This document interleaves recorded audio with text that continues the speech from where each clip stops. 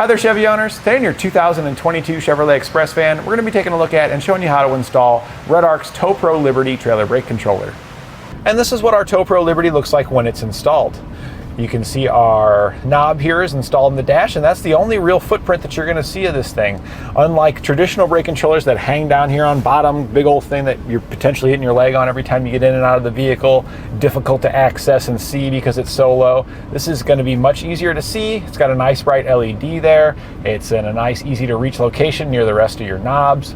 And with this setup, you can really choose where you want to install it. As long as you've got enough distance behind whatever part of the dash you want to install it in, you can put it there.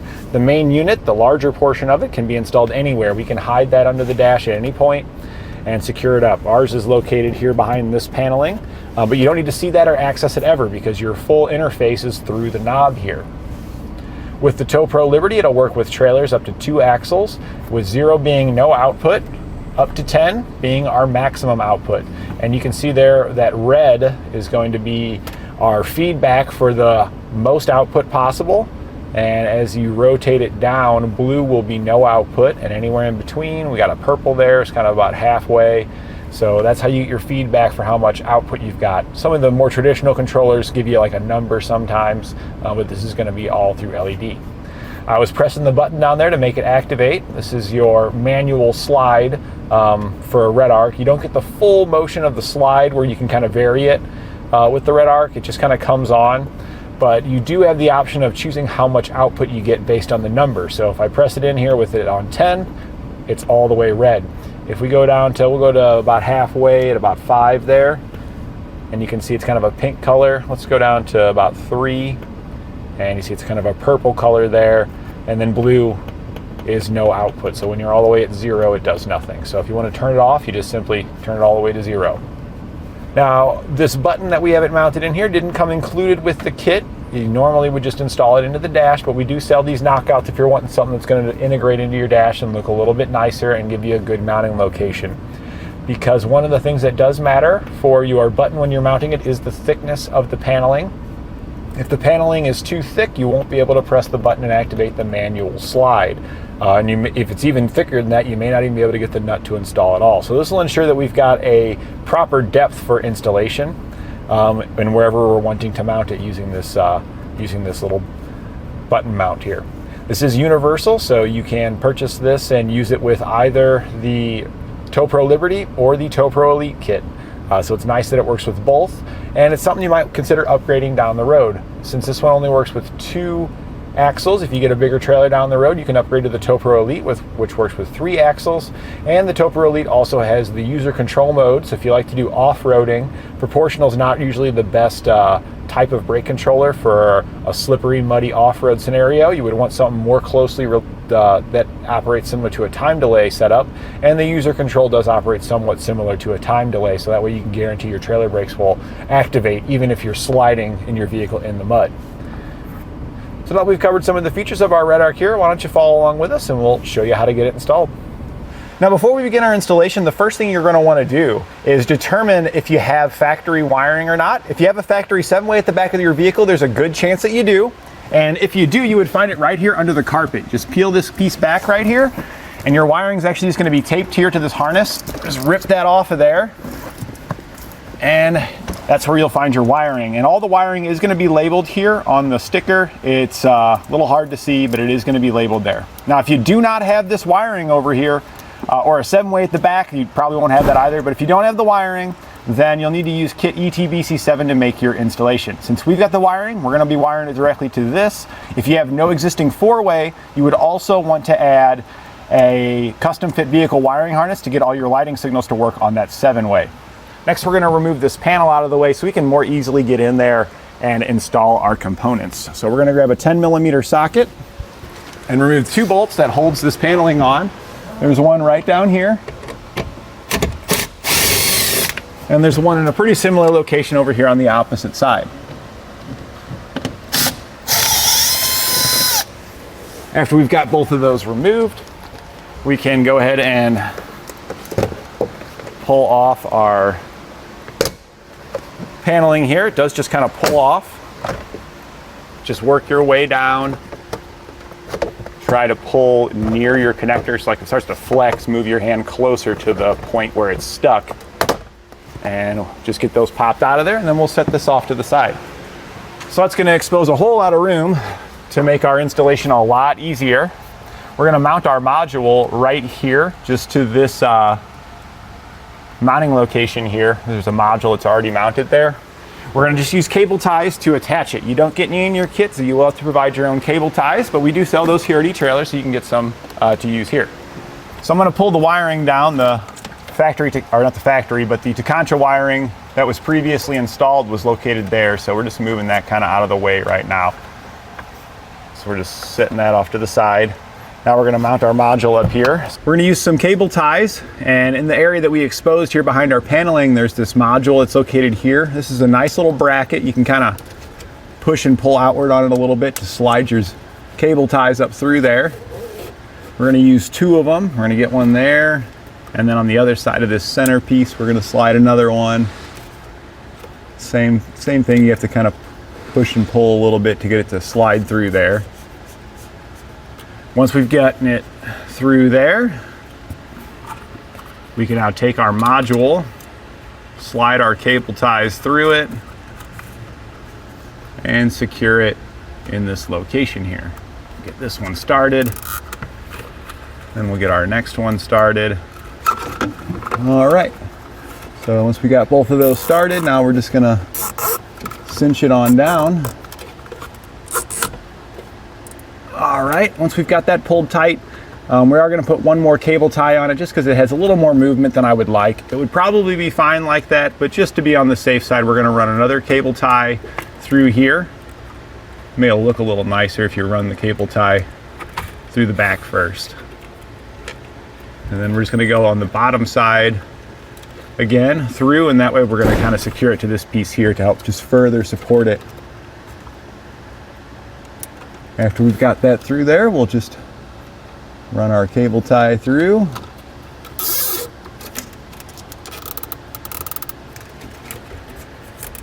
And secure it in place there. And now we've got a very secure module, so we're just going to trim back our cable ties now. And next we're going to install our button. We do have a small mounting ring that it comes with that you can use for mounting it into your paneling. But we do also offer these buttons that you can buy, these button mounts that are knockout mounts, and we're going to be using one of those on here. It'll give us just a better integration into our dash here, and it'll just look more natural. It is a part that does come separately. It doesn't come with your Liberty, but we'll show you how to get that installed.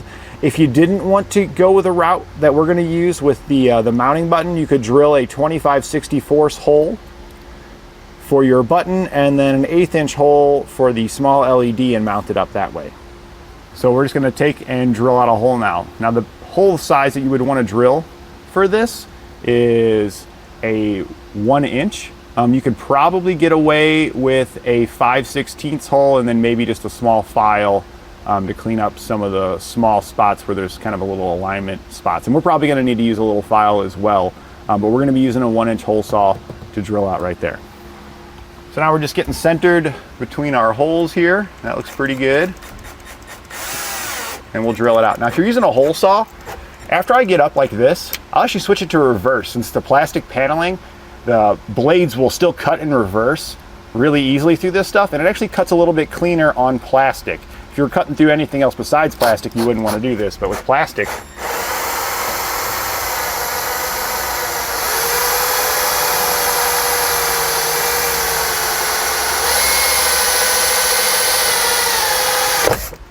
and it just gives you a little bit of a cleaner hole there. Not a huge difference, and we're just going to pull our bit off since we passed all the way through. We'll just slide it on out of there. We are still probably going to take a razor knife to clean it up, but just helps to keep it from tearing as much as it can going the other direction. So now we've got our hole cut. When we do our test fit in there, it slides in pretty nice, but down at the bottom we are hitting, so it's got those little alignment kind of grooves on it, and you can see that at the bottom where it juts out just a little bit. So we're going to take our file now and just file that out. And you shouldn't need a whole lot of filing. It's plastic, so it should go pretty quick. So So after you file a little bit, do a test fit. It looks like there is also a small notch at the top that we're likely going to have to do too. Ooh, but that is a pretty good fit in there right there. I think we're probably good right there. That looks nice and flush. Maybe there's a small notch at the top. It does like I might need to put just a little tiny V groove there. So we'll grab our tool here and put just a little V groove up at the top. Check our fit. Oh, and that feels very good. It doesn't rotate or anything now. It is snapped in very nice flush finish look. And that's exactly what we're looking for right there. And that'll give us a really easy way to mount up our button. I'm gonna go ahead and plug in the wiring just because it's gonna be more difficult to reach the button back there after we mount it. We're gonna use the 90-degree side on the dash side over here and the straight side down at our module. You can see that your cable does have two different ones. And it's nice that they've done that because sometimes you want the straight one on this side and the curved one on the other side. It just gives you some different options of being able to mount this in the location that you want to. So we're just going to plug this in the back. It's just like an Ethernet style cable. And we can then reach around the panel. We're going to line up the LED there with the hole at the top. And don't push very hard with these. You can actually push this thing apart fairly easily. So once we get it lined up in there, we're just taking our nut now and threading it into place. And it's still just a hair loose, so we are going to switch to a socket. But it is possible to strip these out, so don't go too tight. We're just going to use the socket in our hand, snug it up there, and then we're going to call it good right there. We've got rid of the movement of our button. It's nice and secure. Now, since we're using this mounting, since we're using the knockout for our mount here, we're not going to use the small gray collar here, this little thing. This would go behind the nut if you were going to use it, but when you're using these, you don't use that. That'll be too thick and it'll prevent your button from pressing properly. We can now install the button on here. First, we're going to push it up there, just barely touching it, and turn it all the way counterclockwise. Now we can put the 0 at the top, slide our button into place, and then just verify that it clicks. So that all looks good there. We can click it. Everything is working like it needs to. So now we'll head down to our module and we can plug in the other end of our cable. We'll now take the Ethernet end here, the straight end. We're going to bring it down to our module, line it up, and then just push it into place.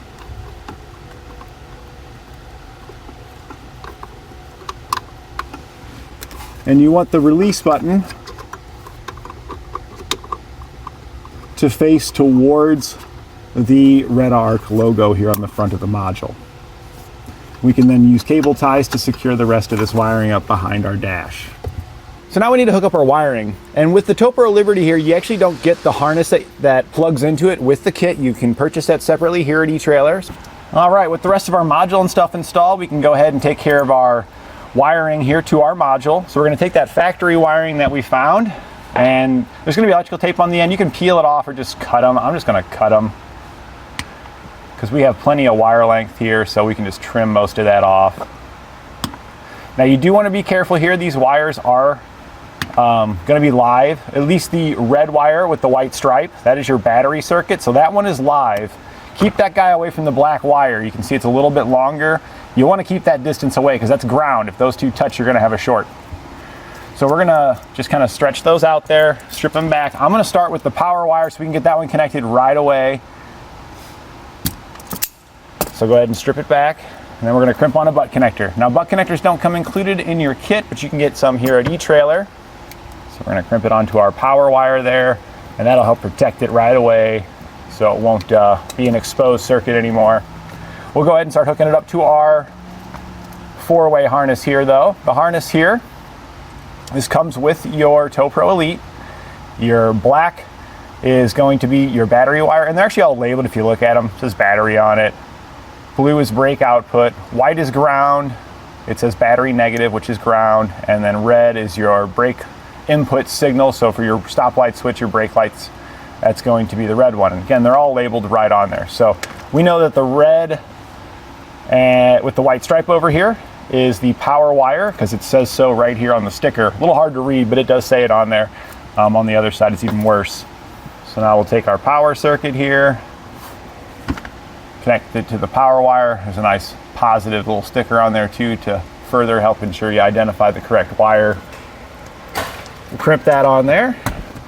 Now we're gonna strip back the rest. So the black wire here, this is our ground circuit. So we're gonna strip this one back. And this is an extremely small wire, so you may need a razor blade or something else to strip it. Our strippers aren't gonna take care of it. What I was doing there was just using my cutters, and I was barely squeezing and pulling out to be able to do that. And we're gonna crimp this on here. With these smaller wires in your butt connector, you do wanna be careful not to crimp the butt connector over the sheathing of the wire. It actually needs to be on the exposed part that you just stripped. So just double check when you're crimping it, making sure you get the proper depth. If you don't, your system won't work. It just won't even power up at all. You gotta have power and ground. Our white wires are ground wire, so we're gonna slide that in the other side, crimp it down.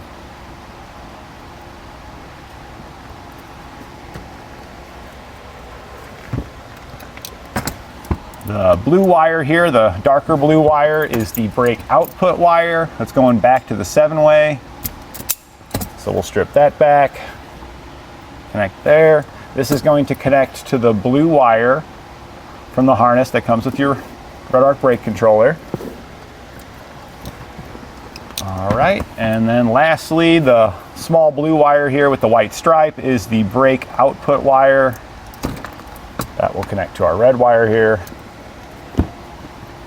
And now we'll grab our last circuit, which is the red one here. Slide that in there. And then crimp it down. Now we got all of our wires hooked up. We just need to bring our connector over here to our module and plug it in. We want the release tab here to face away from our REDARC logo. And then we can just use cable ties to secure this up out of the way. So now that we've got everything hooked up and plugged in, it should be operational at this point. If we look back over at the button, you can see nothing's happening there, but if you press down the button, it should give you a little breathing blue pulse. And there it is, it breathes and it goes dead. So that shows us that it's got power now. Everything's looking good there. In order to get more feedback from our module to know if it's working, we do need to plug in a trailer now. So I'm gonna plug in my trailer tester so that way we can get this all the way up and running. So now that we've got our trailer tester, this is a simulator plugged in, you can see that we've got feedback on our knob now. It's flashing from green with a slight pulse of blue, and that is indicating that the module is up and running, but it needs to learn its position. It needs to be calibrated. And to calibrate it, you simply just need to drive the vehicle in a straight line and apply the brakes. You got to do that several times, and it'll learn its position from that. Now, it will still be able to give us an output, so I'm going to turn it all the way up to 10, and I'm going to press the button, and you should see it on our tester here that it's sending output. And there it is, it's sending output to our tester, so that's all working. It just needs to be calibrated now for the proportional system to work the way that it needs to. Now the flashing that we've got here will only occur if you have a trailer plugged in. Our simulator here makes it think it's got a trailer plugged in. So that's why we're getting this flash. Regardless if you have a trailer plugged in or not, it will still calibrate when you drive the vehicle. But if you do not have a trailer plugged in or a simulator like this, you won't get this flashing feedback to know once the calibration's complete.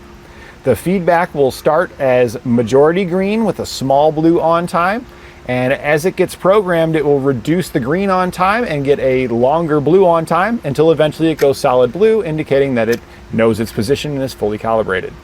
So at this point, it looks like everything's working properly. We're gonna reinstall our paneling in reverse order of how we removed it, as well as secure any loose wiring that we've got down there with cable ties.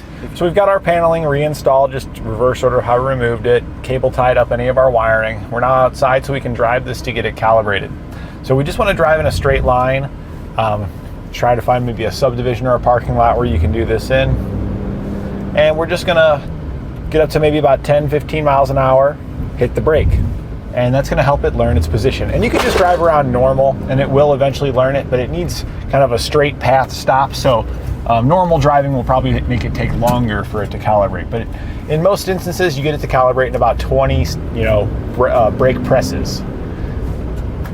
So we're about 3 presses in now. We'll just stop real quick to see our progress. Looks like we're about 50% of the way there. The green on time and blue on time are now about equal instead of it being a majority green. Let's see where we're at now. And we're very close. It's mostly blue with a little green, so we need 1 or 2 more times here.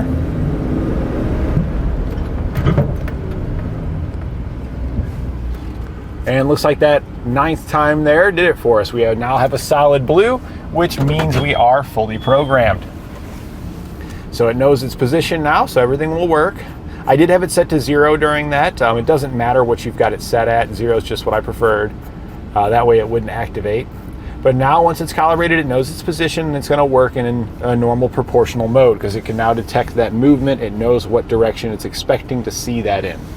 So at this point, we are all complete. We're ready to hook up our trailer and hit the road. And that completes our installation of REDARC's Tow-Pro Liberty trailer brake controller on our 2022 Chevrolet Express van.